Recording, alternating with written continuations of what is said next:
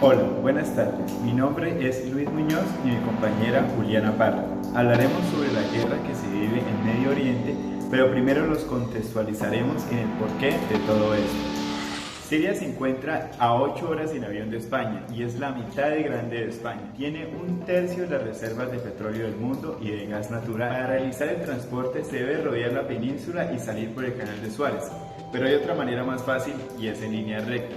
Pero para esto tiene que pagar por utilizar esa vía. Esto quiere decir que el que controle las tuberías las puede abrir y cerrar. O sea, que si no pagas, no hay petróleo ni gas. Esta región es increíble. La civilización en el planeta se centra en 3 sitios y este es uno de ellos. Mesopotamia es uno de ellos. Sumeria es donde empieza todo también. La Torre de Babel de la Biblia la hicieron ellos. Siempre ha sido un punto de contacto entre Oriente y Occidente. Eso nacen las principales religiones monoteístas, el judaísmo y el cristianismo. El islam es la que llega y acoge a las anteriores. Todo el mundo siempre ha querido controlar el territorio, como los persas, los griegos, los romanos. El Imperio Romano termina partiéndose en dos. Y por último, la última religión monoteísta, el Islam, constituye su propio imperio. Las cruzadas se daban cuando los europeos cristianos intentaban recuperar el territorio. Los últimos en llegar fueron los turcos. No vienen de Turquía, sino que vienen de muy lejos, de Asia. Junto con Gengis Khan lo conquistan todo y fundan el Imperio Otomano. Este último lo fundan y se quedan ahí hasta la Primera Guerra Mundial, o sea, 600 años. Cuando acaba la Primera Guerra Mundial, aparecen pequeños países donde antes estaba el Imperio Otomano y por primera vez vemos a Siria en un mapa. En 1916, el acuerdo de Sykes-Picot, los franceses y los ingleses no podían derrotar solos al Imperio Otomano, solo podía si se les apoyaba a la gente que vivía de adentro, en su mayoría árabes. ¿Cómo les ganaron? Les prometieron la Gran Arabia, un país solo para ellos. El único problema es que fue un engaño. Los árabes son un pueblo, pero no una religión. Un árabe puede ser musulmán, puede ser cristiano. Y antes del Islam habían tribus con origen judío. A los árabes no les dieron el único país que les habían prometido. En su lugar, franceses y británicos crearon muchos países pequeños. Estos países obviamente no eran países de verdad, sino zonas bajo su control con gobernantes puestos por ellos. Durante este tiempo hacen lo que quieren con esto. Recuerden que hay petróleo. Siria, aunque no tiene grandes reservas, tiene fácil salida al mar. Y Francia, que se ha quedado con Siria, se lo ha dado todo a compañías extranjeras. Después de la Segunda Guerra Mundial, los europeos se van. En el caso de Siria, son echados a patadas, pero antes de irse crean otro estado, Israel. No es el momento para hablar de ello, pero es un estado muy polémico, ya que sus vecinos no lo reconocen. La prueba es que nada más irse los británicos, todos los estados lo atacan: Siria, Irak, Arabia, Turquía, Jordania, Líbano y Palestina. La zona a partir de ahora se convierte en una bomba de tiempo. Mientras tanto en Siria no se vuelve muy estable, tiene golpes de estado constantemente. En esa época aparece en Siria una ideología que se hace coger control y se expande por el mundo árabe, el Baas. Esta ideología mezcla el antiguo sueño de un estado árabe con ideas socialistas y algo muy importante, es laica, o sea que no es religiosa. Siria se llega a unir con Egipto, un país con el que no tiene frontera, pero esto no es raro, muchos de esos países intentan hacerlo. O eres de Estados Unidos o eres de la Unión Soviética. Son años muy movidos en los que se pegan constantemente con Israel. Invaden su vecino Líbano y comienzan una oposición islámica del régimen Baas de Assad, los hermanos musulmanes. Para recopilar, la mayoría de árabes eran musulmanes. Los musulmanes hay dos ramas fundamentales: los suníes, que son la mayoría, y los chiíes, que son la minoría. En el caso de Siria, a pesar de ser un estado laico, los gobernantes, como los jefes militares, eran chiíes, los cuales representaban menos del 13%. En cambio, casi el 70% de la población es suní.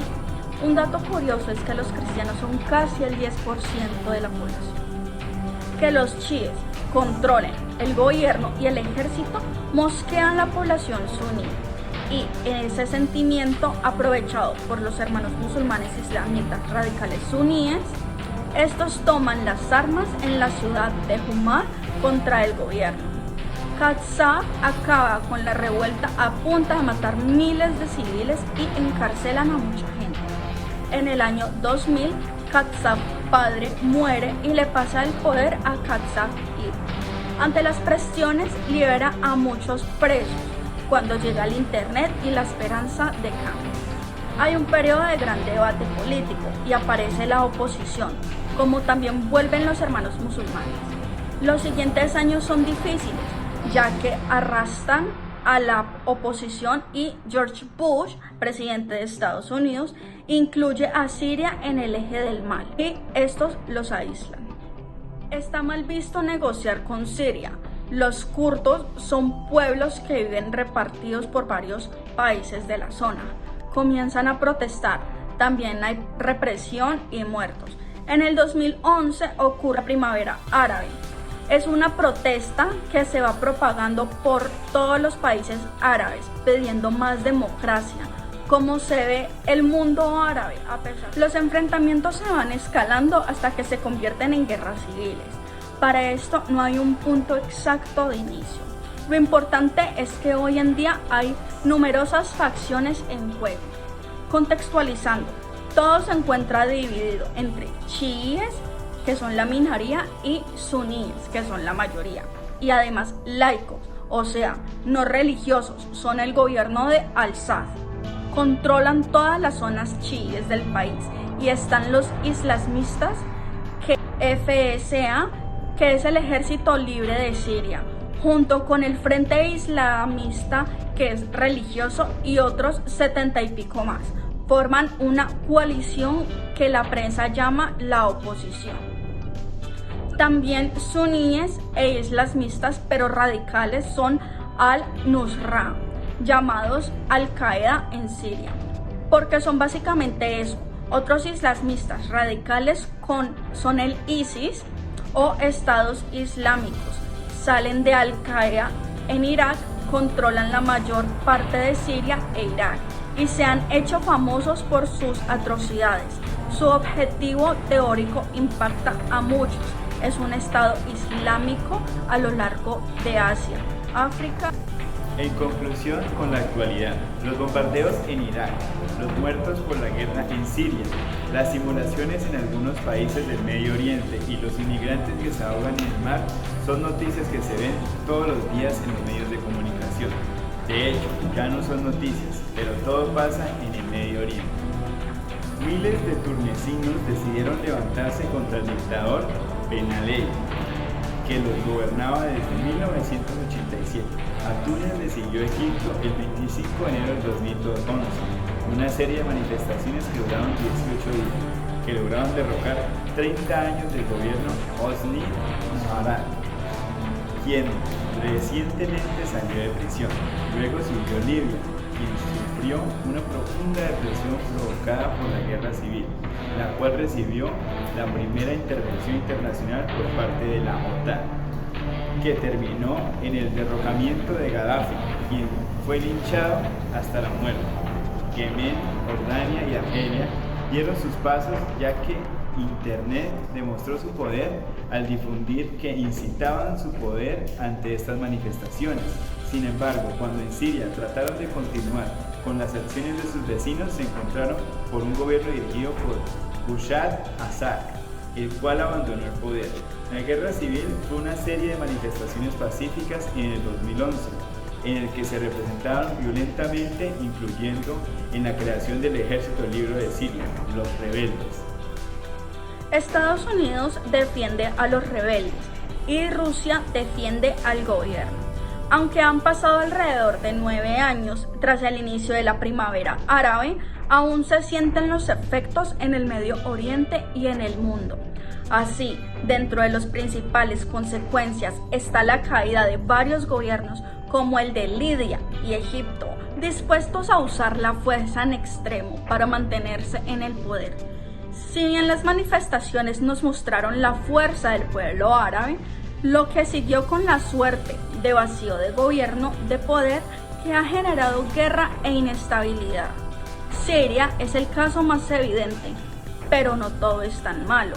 En Túnez y Marruecos los gobiernos han ido avanzando en la estabilización de un gobierno democrático. En Egipto, las fuertes represiones siguen. En Yemen, la lucha de poder ha generado una hambruna de proporciones bíblicas. En Libia, la presencia de grupos rebeldes ha imposibilitado el desarrollo de una democracia sólida.